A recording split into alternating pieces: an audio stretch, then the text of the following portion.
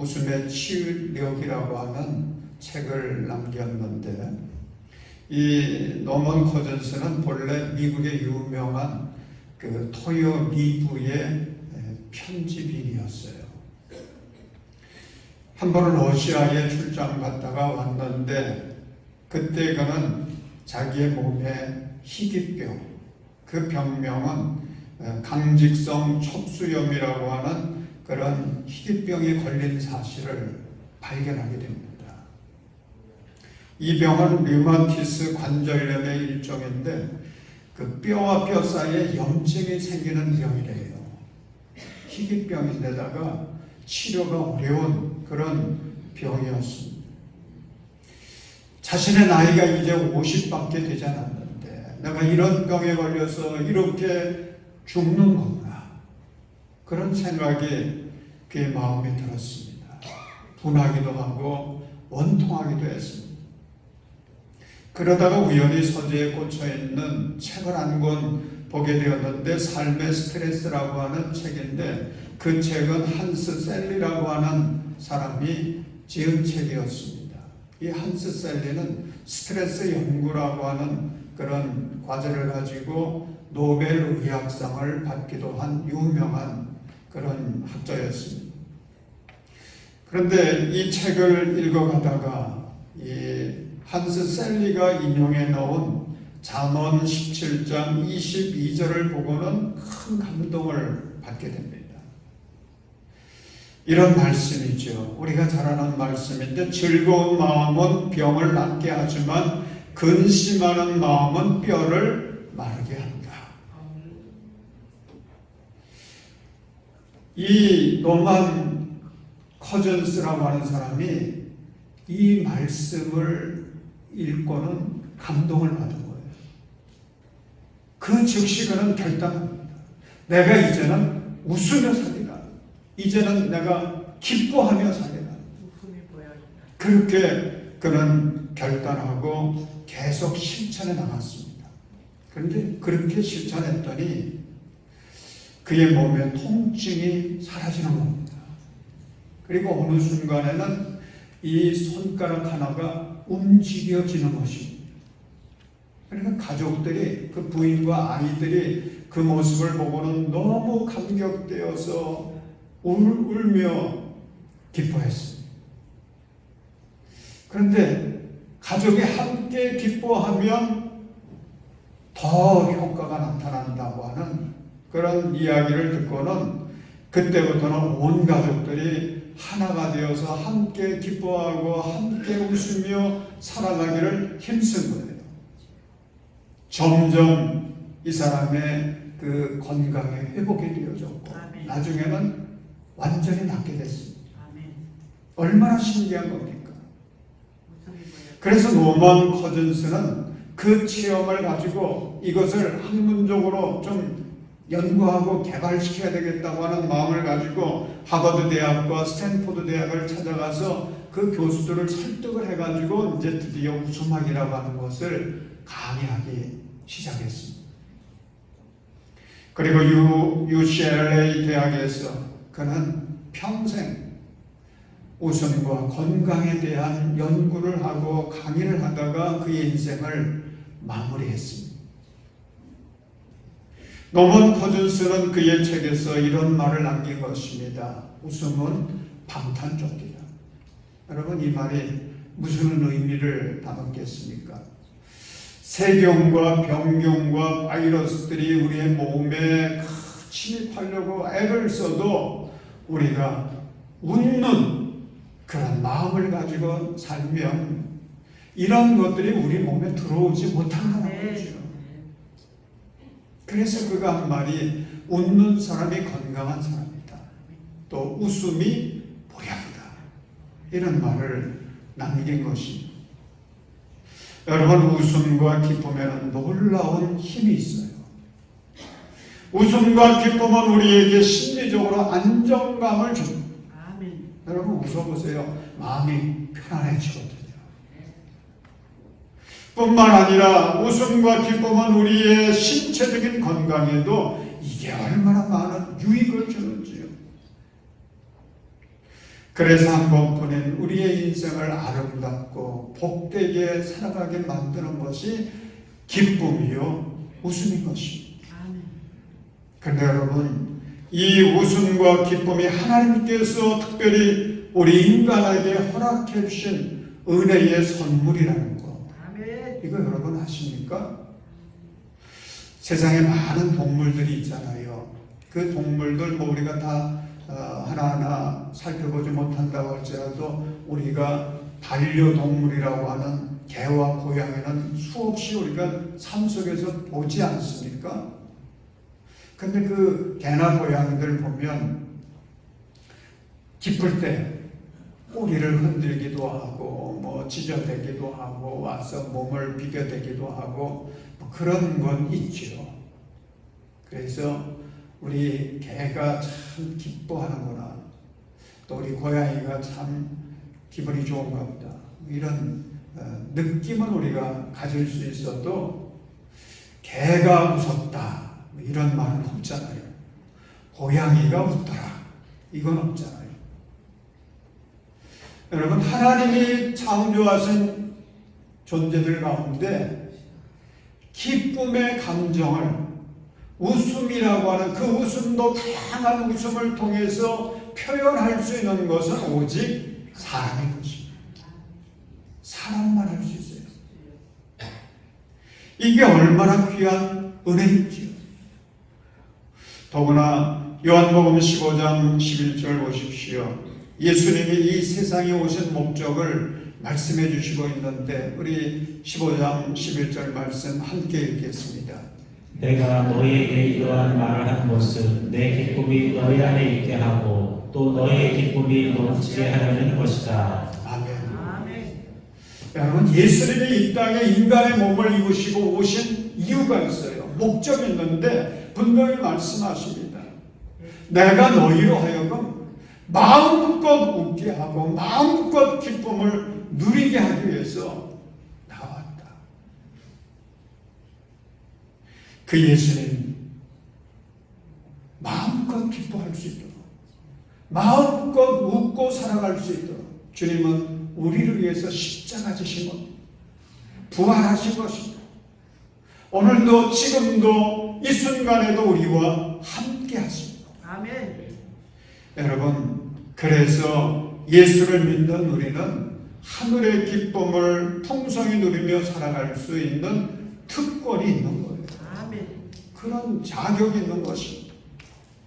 그러므로 사랑하는 여러분, 예수 안에서 마음껏 기쁨을 누리시기 바랍니다. 아멘. 예수님의 그 은혜와 사랑 안에서 마음껏 웃으며 살아갈 수 있기를 주님의 이름으로 축원합니다. 그런데 보세요, 문제가 있어요.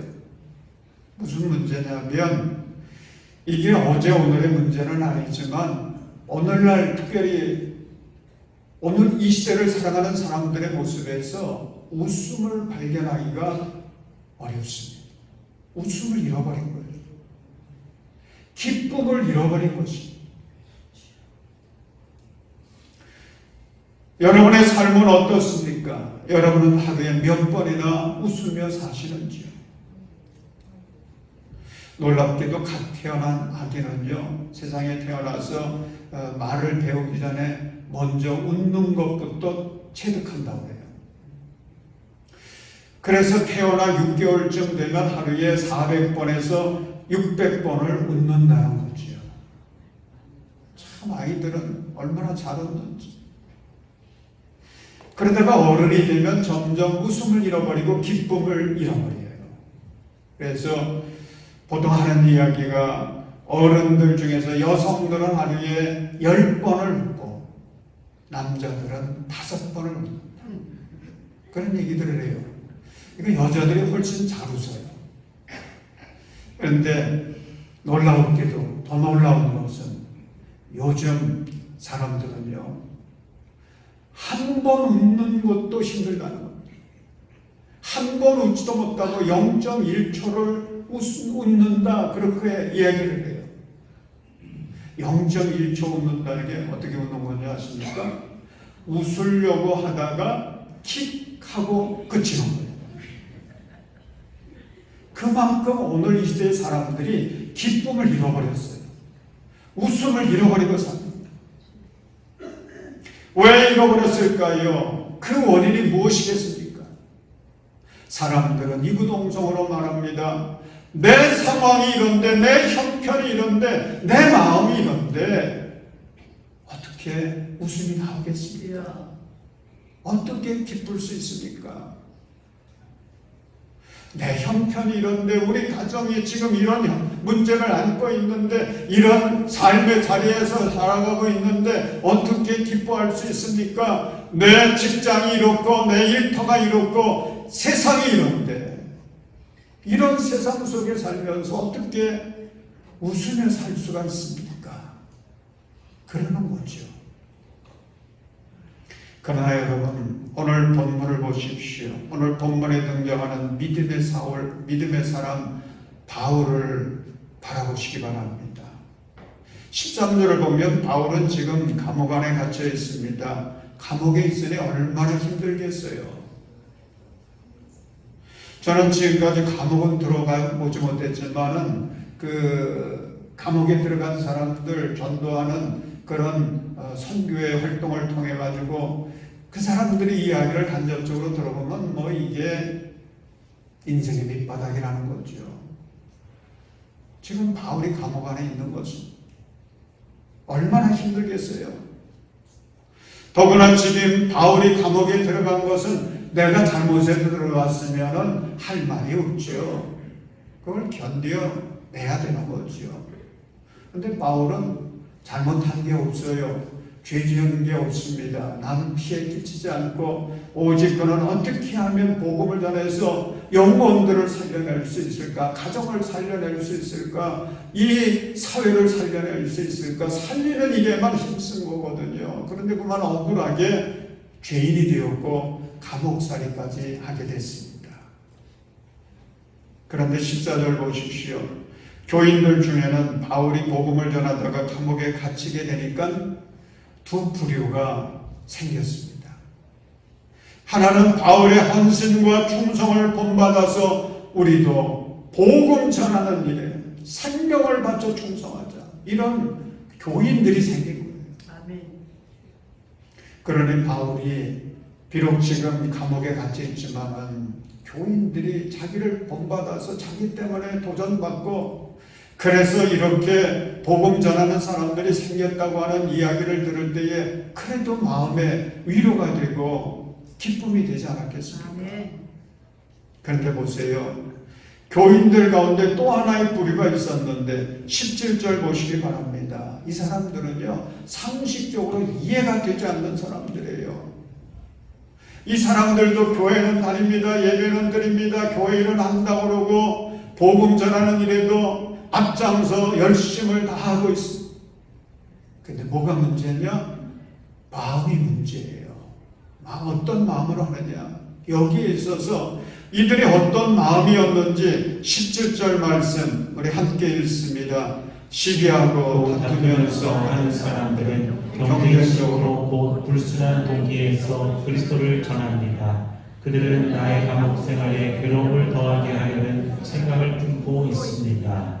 여러분, 바울이 지금 이런 상황에 있거든요.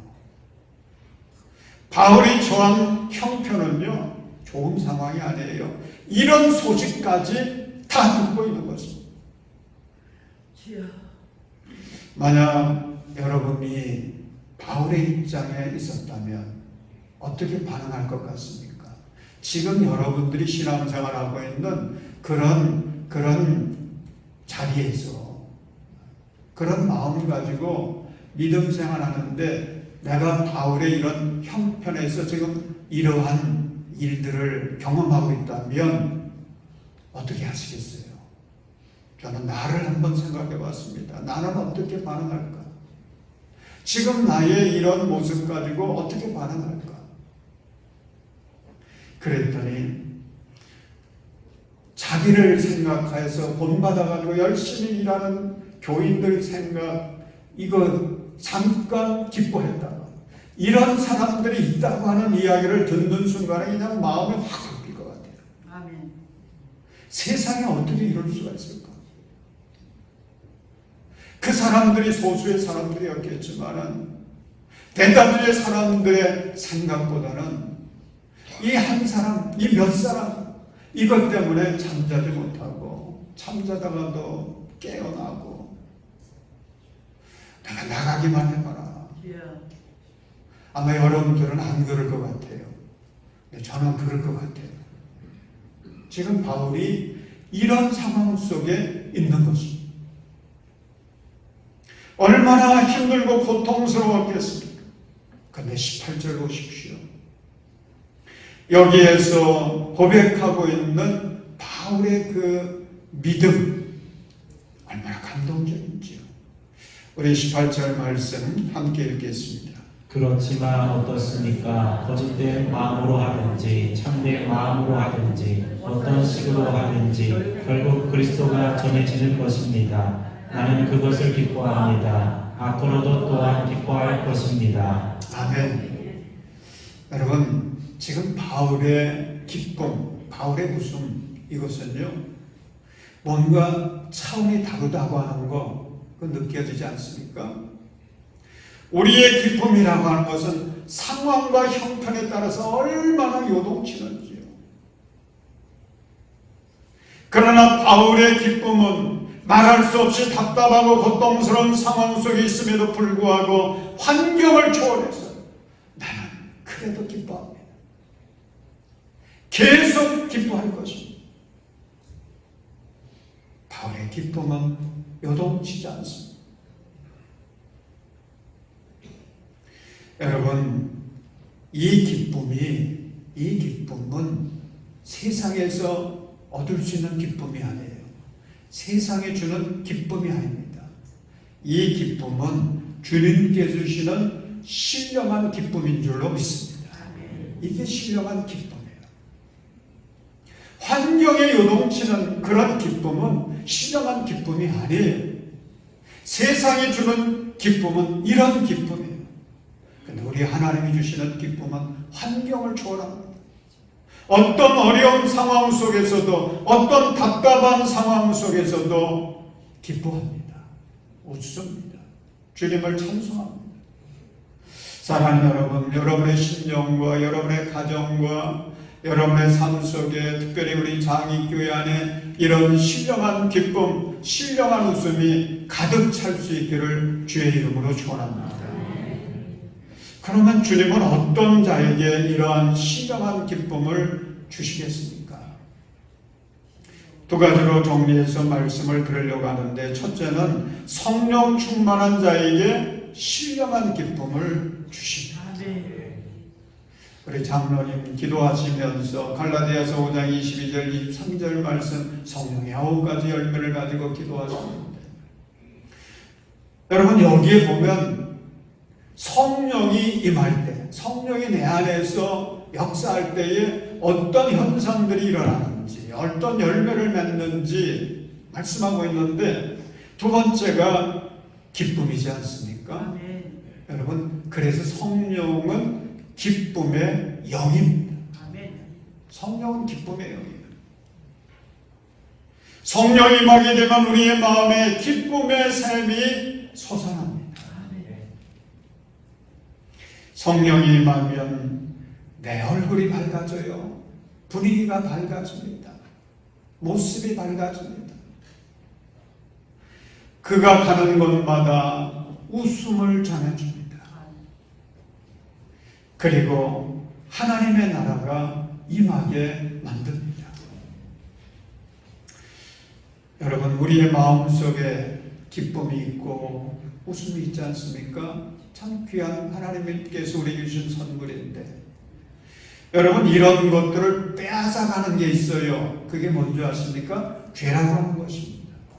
죄는요, 우리 마음속에 들어오면 내 안에 있던 기쁨도 뺏어가요, 웃음도 뺏어갑니다. 그래서 내 말은 황량한 들판이 되게 만들어버립니다. 그래서 여러분, 우리가 하나님 뜻대로 살지 못해서 지은 죄가 있을 때는 분명히 내 마음에 기쁨이 없어요. 웃음이 사라집니다. 그럴 때는 이걸 얼른 깨달아야 돼요. 이 원인이 내가 하나님 뜻대로 살지 못한 죄가 있어서 그런 게 아닌 거야.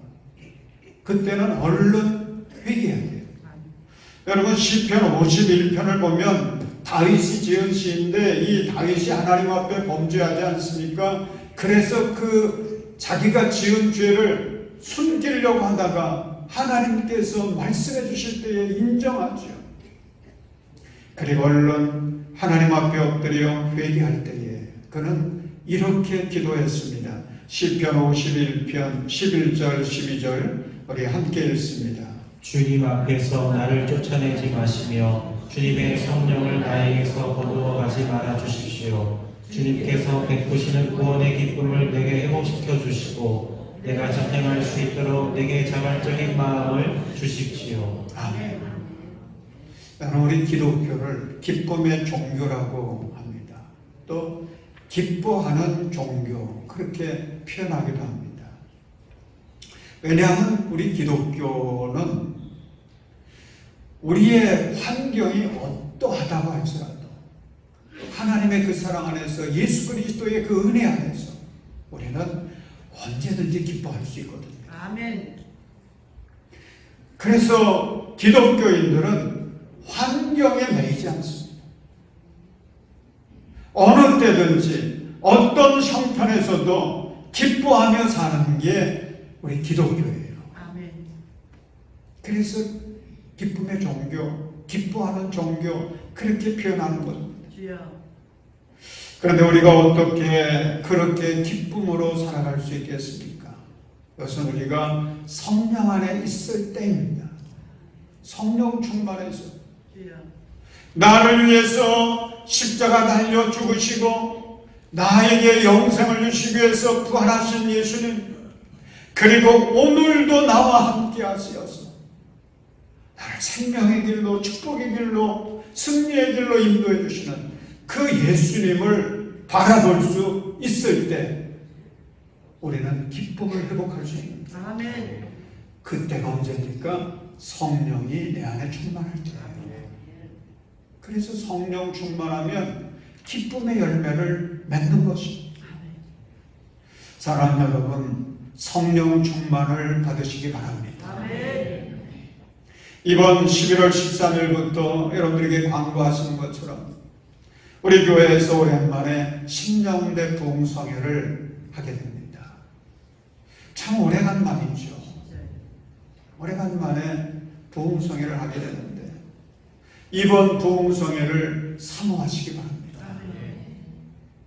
여러분의 마음속에 잃어버린 그런 기쁨과 웃음이 있다고 한다면 이것이 나의 죄 때문은 아닌가를 생각해 보시고 묵상하셔서 이번 성회 주님 앞에 나와 회개하십시오. 그리고 깨끗해진 심령 속에 주님이 부어주시는 성령의 충만함을 받아서 신령한 기쁨을 회복할 수 있기를 주님의 이름으로 축원합니다. 둘째로 어떤 자에게 신령한 기쁨을 주시느냐? 주님의 일에 충성하는 자에게 주님은 신령한 기쁨을 주십니다. 여러분 지금 바울 사도는요 주님의 일에 충성하다가 감옥에 들어갔어요. 순수한 마음으로 주님을 사랑하고 모든 세상의 영혼들을 사랑하여서 주님의 마음 가지고 그들을 구원하려고 하는 그 마음, 그 사랑 가지고 일하다가 바울은 인생의 밑바닥이라고 하는 감옥에 들어간 것입니다. 그러다가 교인들의 오해도 받았습니다. 교회의 주도권을 가지고 그만 시기하고 미워하는, 그래서 바울을 괴롭게 하려고 하는 교인들까지 생겼습니다. 여러분 이 정도 되면 신앙생활 하다가 또 낙심하게 되지 않습니까? 교회 생활 하다가 또 실망해가지고 우리가 주저앉게 되어지죠. 그런데 바울 보십시오. 그럼에도 불구하고 바울은 고백합니다. 나는 기뻐합니다. 나는 기뻐합니다. 앞으로도 계속해서 나는 기뻐할 것입니다. 아멘. 감동적이지 않습니까? 여러분 바울 사도는 이러한 고난과 시험이 닥쳐올 때에도 믿음을 잃어버리지 않았어요. 사명을 놓치지 않았습니다. 그럼에도 불구하고 그는 기쁨과 웃음까지도 잃어버리지 아니하고 주님 앞에 서 있습니다. 왜 그러겠어요? 여러분, 충성하는 자에게는 하나님이 주시는 상급이 있거든요. 지금 이렇게 충성하는 바울에게 주님이 주신 상급이 있어요. 그 상급이 뭐겠어요? 신령한 기쁨입니다. 신령한 기쁨.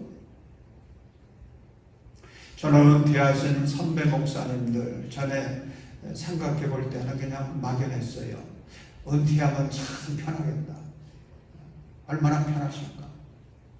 이런 이제 막연한 생각을 갖고 있었는데, 은퇴하신 원로 목사님들에게 이제 그래서 몇 번 질문을 해봤죠. 목사님, 은퇴하시니까 어떠세요? 뭐 새벽부터 일어나서 말씀 준비하고 전하고 이러는 것 때문에 신경 쓰지 않아도 되고, 교인들 때문에 뭐 이러니 저러니 이런 경험하지 않으셔도 되고, 얼마나 편하고 좋으세요? 그랬더니 원로 목사님이 이구동성으로 하는 말에 깜짝 놀랐어요. 편하긴 한데 그래도 목회할 때가 좋더라. 편하니까 웃을 일이 별로 없어. 여러분, 이해가 되시죠? 특별히 연세 드신 분들 이해가 될 것 같아요. 열심히 일하다가 가끔 어디에 가서 쉬는 것은요, 그것도 힘들어요. 그래도 그거는 괜찮잖아요. 재미가 있어요. 그런데 그냥 덜 쉬는 거, 푹 쉬면서 아무것도 안 하며 살아가는 것은 편하기는 한데 재미는 없어요. 여러분, 기쁨은 쉴 때 얻는 것이 아닙니다. 일할 때 일 속에서 얻는 것입니다. 그러므로 아직 뭔가를 할 수 있다면 힘들어도 감사함으로, 기쁨으로, 웃으면서 최선을 다하십시오. 아직도 나에게 건강이 있고 시간이 있다고 할 것 같으면, 비록 나이는 들었을지라도 이런 상황 속에서 내가 할 수 있는 이 뭔가를 찾아보십시오. 우리 교인들 보니까 성경 필사하는 분들도 있는데 이것도 못할 때가 있잖아요. 그럼 성경 통독하면 되지요. 근데 그것도 어려워질 때가 있다고 해요. 그러면 기도하는 일에 힘쓰십시오. 나라를 위해서 기도하고 교회를 위해서 기도하고 그리고 우리 성도들 위해서 기도하고, 그건 할 수 있잖아요. 일어나지도 않는다면 엎드려서라도 기도할 수 있잖아요. 그러다가 주님 부름을 받는다 그러면 하나님 얼마나 기뻐하시고 큰 상을 주시겠어요. 여러분, 우리가 인생을 살아가면서 아무 일에 최선을 다한다고, 아무 일에 땀 흘린다고 그렇게 살아가도요, 기쁨을 얻는 게 아닙니다. 보람을 얻는 게 아닙니다. 의미 있는 일을 해야 돼요. 보람된 일에 힘써야 돼요. 사랑하는 여러분, 기쁨을 얻기 원하십니까?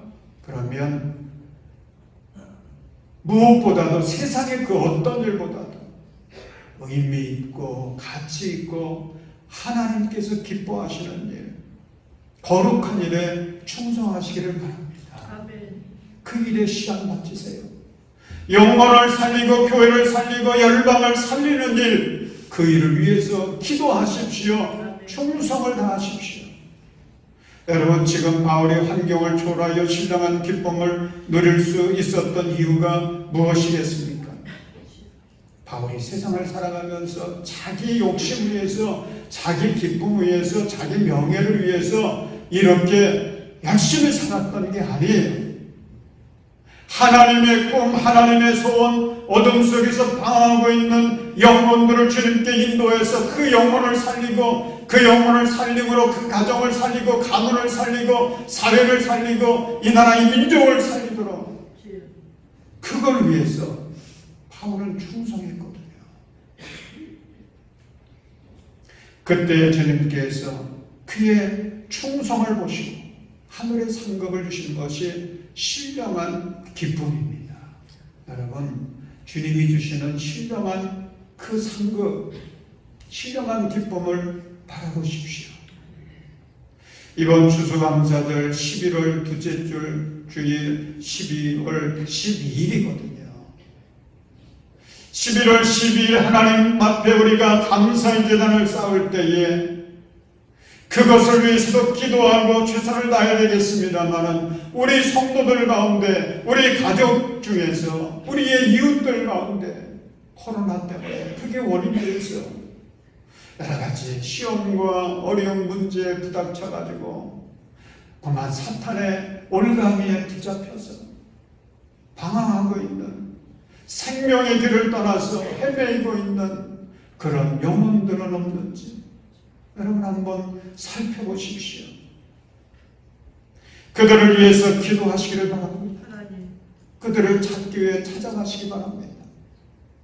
그래서 누가복음 15장에 기록되어 있는 이른 양 그 한 마리를 찾아 나선 주인처럼 우리 장애교회 성도들은 이른 양을 찾아 어깨에 메고 주님 앞에 나와서 기쁨으로 주님 앞에서 하늘 잔치를 벌일 수 있는 그런 장애교회 성도들이 되시기를 주의 이름으로 축원합니다.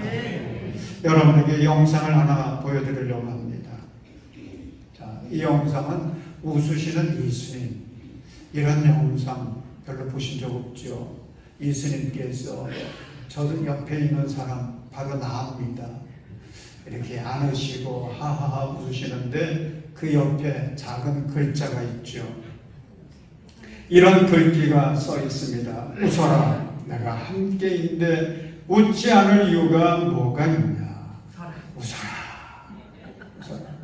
우리 옆에 있는 분들에게 말해주십시오. 웃으며 삽시다.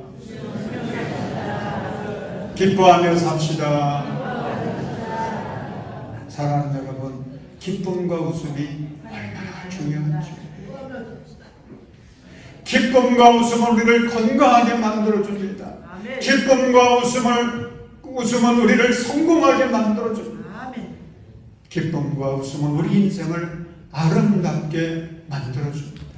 그리고 우리의 가정과 세상을 밝게 만들어서 천국으로 변화시킵니다. 그런데 보세요. 지금 우리의 상황과 형편에 남북 간의 갈등이 고조되고 있다는 소식을 듣습니다.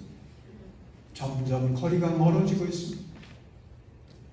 우크라이나와 러시아의 전쟁의 소식은 계속해 들립니다. 그쳤다는 말이 없어요. 지진과 이상기온으로 인한 재앙의 소식은 계속 들려옵니다. 여러분, 겨울을 이제 우리가 눈앞에 두고 있는데 이번 겨울은 그 어느 때보다도 한파로 어려움을 당할 거라고 하는 예고가 있더라고요. 이런 소식도 들립니다. 거기다 이스라엘과 팔레스타인이 전쟁이 이제 목전에 두고 있다고 하는, 그것이 중동 전쟁으로까지 확정될 수도 있을 상황이라고 하는 소식도 들리지 않습니까?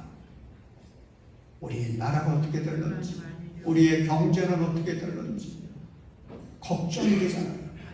이런 상황 속에 있습니다.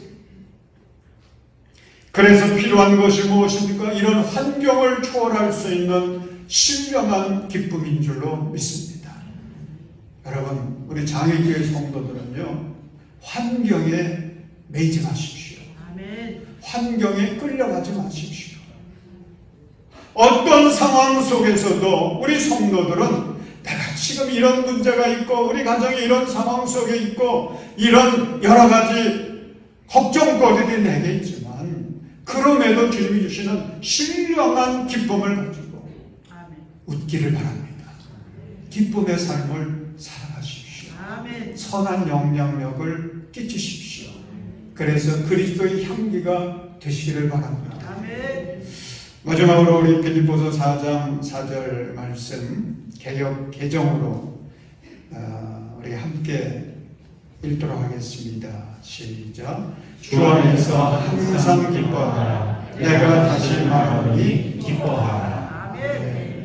한번 다시 해볼까요? 시작. 주 안에서 항상 기뻐하라. 내가 다시 말하노니 기뻐하라. 할렐루야. 기도하겠습니다. 사랑의 하나님, 우리의 믿음이 부족해서 사탄의 유혹과 시험을 이기지 못하고 기쁨과 웃음을 빼앗길 때가 얼마나 많은지 주님, 저희를 불쌍히 여겨 주시옵소서. 성령 충만을 사모하게 하시고 주님의 일에 더욱 충성하게 해주셔서 주님이 부어주시는 신령한 기쁨을 회복하게 하여 주시옵소서. 그래서 우리 장인교회 성도들은 그리스도의 향기가 되어서 세상에 감동을 주게 하시고 하나님의 영광을 드러내게 하여 주옵소서. 예수님의 이름으로 기도합니다. 아멘.